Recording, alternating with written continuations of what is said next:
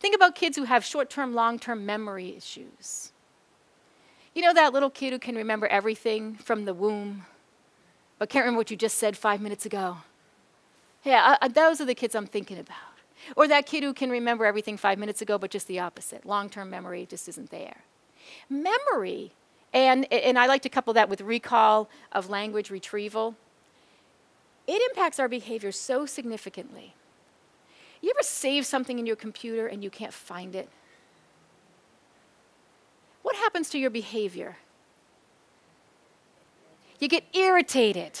Basically, the brain runs just like your hard drive does. You formulate it, you put it in there, you file it into a certain place, and then you access it later when you need it. What happens if you misfile it? What happens if it's not there? You get aggravated and you get upset. Little kids, you ever watch a little kid who's trying to remember something? What do? Yeah, exactly. Little kids go like this.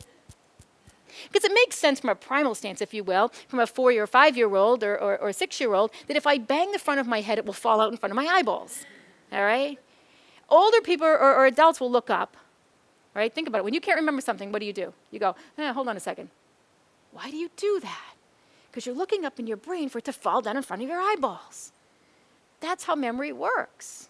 So we have to teach people who have challenges in long or short-term memory how to remedy that so they don't get so upset. So you can say, okay, these are some things that you can use to help you. I have a teacher who put math formulas on the ceiling. So when the kids were doing their seat work, they're like, I don't remember. Oh, yeah, okay. And it worked perfectly. It just helped you to remember. Thank you for watching today. While you're there, share this video with friends, colleagues, or anyone you think would benefit from it. You can sign up to receive these videos every week right in your inbox at www.christialesher.com. You can also follow me on Facebook. Join the conversation on changing the worst classroom behavior.